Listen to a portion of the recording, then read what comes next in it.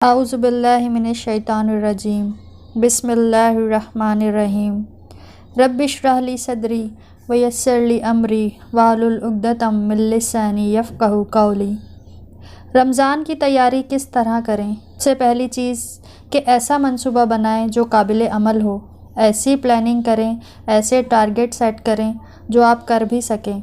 یہ نہ ہو کہ آپ اتنی لمبی لسٹ بنا لیں کہ یہ بھی کرنا ہے، یہ بھی کرنا ہے، وہ بھی کرنا ہے اور آپ کر نہ سکیں، اور پھر سوچیں کہ میں تو اتنی نکمی ہوں، میں تو کچھ بھی نہ کر سکی۔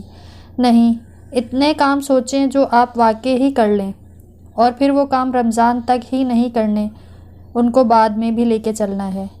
کم از کم 5 ٹارگٹ سیٹ کریں، کم سے کم 5، اور پھر ان کاموں کو دماغ میں سوچنے کے ساتھ لکھیں بھی۔ نیکی کے ارادے پر بھی اجر ہے، لہٰذا زیادہ سے زیادہ نیکی کرنے کی حرص ضرور رکھیں۔ 5 کام کرنے کا کہنے کا مطلب یہ نہیں کہ آپ سوچیں کہ ان 5 کے علاوہ ہم نے کرنا ہی کچھ نہیں۔ دل میں ضرور رکھیں کہ میرا دل چاہتا ہے کہ میں یہ بھی کروں، یہ بھی کروں، وہ بھی کروں۔ جتنی چاہے لمبی لسٹ بنا لیں، لیکن ان میں سے کچھ کہ یہ تو کرنا ہی ہے، پھر بڑھاتے جائیں کام۔ پھر سونے اور جاگنے کے اوقات مقرر کریں اپنے، اگر آپ واقعی ہی کچھ کرنا چاہتے ہیں، کیونکہ اگر آپ لیٹ سوئیں گے تو کیا ہوگا کہ سحری کھائے بغیر روزہ رکھنا پڑے گا، اور پھر اوہو آج تو ہماری آنکھ ہی نہیں کھلی، اب کیا کریں۔ پھر اس کے بعد روزانہ قرآن مجید پڑھنے کا وقت مقرر کریں کہ اس وقت پڑھنا ہے اور اتنا قرآن پاک پڑھنا ہے، لیکن یہ اس وقت ہوگا جب آپ کچھ کاموں کو کٹ ڈاؤن کریں گے، جیسے اگر آپ ٹی وی دیکھتے ہیں، کمپیوٹر پر یا واٹس ایپ پر گھنٹوں گزارتے ہیں تو اس کو کم کرنا ہوگا۔ پھر جو بھی کام آپ نے سیٹ کیے ہیں ان کو لکھ کر لگائیں کہیں، اور دیکھیں کہ میں کر بھی رہی ہوں یا نہیں۔ مثلاً جو دعائیں آپ نے مانگنی ہیں ان کو بھی لکھ لیں، یا جو کتابیں آپ نے پڑھنی ہیں ان کو لے کر رکھ لیں۔ یہ نہ ہو کہ آپ کے پاس ایک ہی کتاب ہے اور پھر ایک دوسرے سے لے رہے ہوں، کہ کیونکہ بعض اوقات ہوتا ہے کہ ایک کتاب ہے نا، بس اسی میں سے سب پڑھ لیں گے، پھر ایک پڑھ رہا ہوتا ہے اور دوسرا پڑھ نہیں پاتا۔ اور دعائیں صرف اپنے لیے ہی نہیں، دوسروں کے لیے بھی مانگنی ہے، پوری امت کے لیے مانگنی ہے، اپنے سارے دوستوں، رشتہ داروں کے لیے نام لے لے کر۔ اور اگر بہت لمبی لسٹ ہے اور ایک دن میں سب کے لیے نہیں مانگ سکتے تو ہر روز تھوڑا تھوڑا، تاکہ کوئی بھی رہ نہ جائے، تو انشاءاللہ جب آپ دوسروں کے لیے دعائیں کریں گے تو آپ کے لیے بھی دعائیں قبول ہوں گی۔ تو آئیے دیکھتے ہیں چند ٹارگٹ جو آپ رمضان کے لیے سیٹ کر سکتے ہیں۔ نمبر 1، نمازوں میں بہتری لانی ہے، کیونکہ جو اللہ سے محبت کرتا ہے وہ اپنی نماز کو اچھا بنانے کی کوشش کرتا ہے۔ پھر اس کی تھوڑی سی ڈیٹیل آپ لکھیں کہ بہتری کس طرح لانی ہے۔ نمبر 1، وقت پر نماز پڑھنا ہے۔ نمبر 2، خشوع سے پڑھنا ہے۔ خشوع کیا ہوتا ہے؟ نماز میں ادھر ادھر نہیں دیکھنا، بار بار دوپٹہ سیٹ نہیں کرنا، یعنی سکون سے، عاجزی سے اللہ کے سامنے کھڑا ہونا ہے۔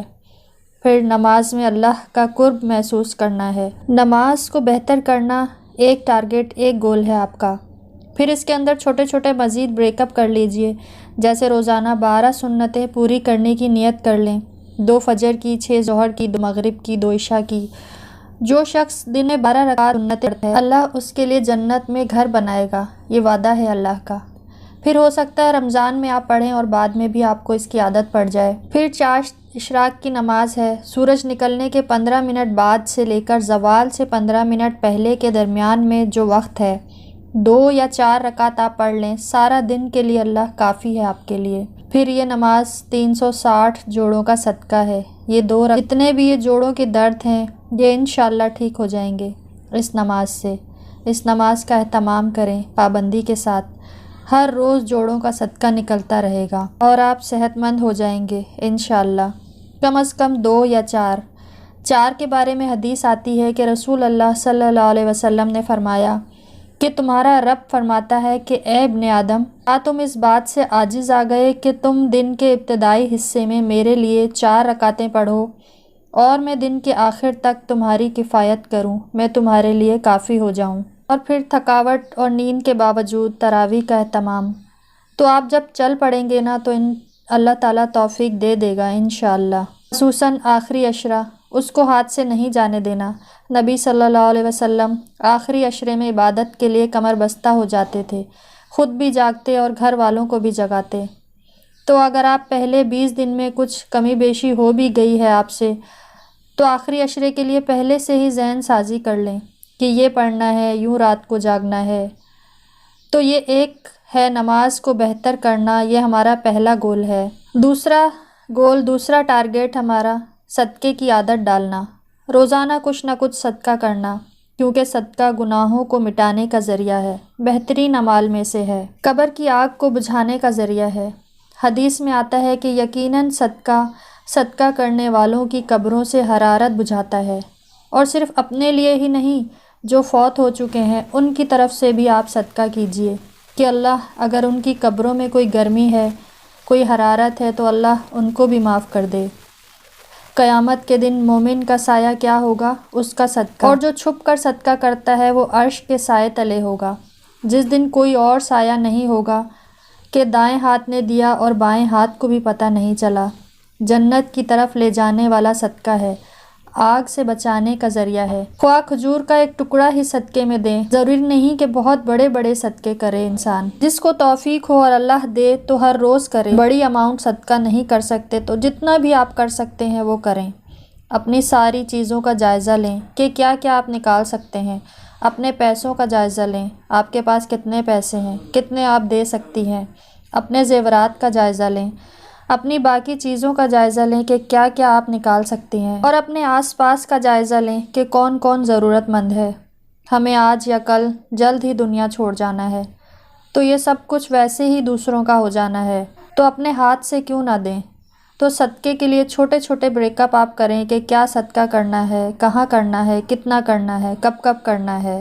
پھر تیسرا ٹارگیٹ، تیسرا گول، رمضان میں زیادہ ذکر، کون سا ذکر کرنا ہے، کب کب کرنا ہے، زبان کو ذکر سے تر رکھنا ہے، کیونکہ ذکر کرنے والے سب سے آگے نکل جائیں گے۔ نبی صلی اللہ علیہ وسلم ہر حال میں ذکر کرتے تھے۔ کون سی تسبیح کرنی ہے، درود شریف پڑھنا ہے، استغفار پڑھنا ہے، آیت کریمہ پڑھنا ہے، لا الہ الا اللہ وحدہ کی تسبیح کرنی ہے، یا حیو یا قیوم پڑھنا ہے، اللہ کے الگ الگ ناموں کی تسبیح کرنی ہے۔ گول سیٹ کریں کہ کیا کیا پڑھنا ہے، مسنون دعاؤں کی کتابیں رکھیں، کارڈ رکھیں۔ چوتھا ٹارگیٹ آپ کا کیا ہو؟ قرآن سے تعلق میں اضافہ، تلاوت ہو، سننا ہو، اور کچھ حفظ بھی، یعنی کچھ صورتیں یاد بھی کریں۔ پانچویں چیز، زبان کی حفاظت۔ روزے کو خراب کرنے والی چیز زبان کی بے احتیاطی ہے۔ حدیث میں آتا ہے کہ اللہ اس بندے پر رحم کرے جس نے کوئی بات کی تو فائدے مند کی، خاموش رہا تو سلامت رہا۔ اور لغو باتوں سے بھی بچنا ہے، بے فائدہ بیکار کی باتیں، بیجا تبصرے، کوئی بیہودہ بات، کیونکہ جو روزہ رکھے اور اپنی زبان کی حفاظت کرے تو اسی کا روزہ سلامت رہے گا۔ تو یہ بھی لکھ لیں کہ کس طرح دوسروں کو فائدہ پہنچا سکتی ہوں میں۔ اور آپ یقین کیجئے کہ جب آپ سوچ لیں کہ میں نے فائدہ دینا ہے تو سارے فائدے آپ ہی کی طرف لوٹ کر آتے ہیں۔ انسان بظاہر دوسروں کے ساتھ احسان کرتا ہے، لیکن دراصل وہ اپنے ساتھ کر رہا ہوتا ہے۔ اللہ تعالی ہمیں عمل کی توفیق عطا فرمائے، آمین۔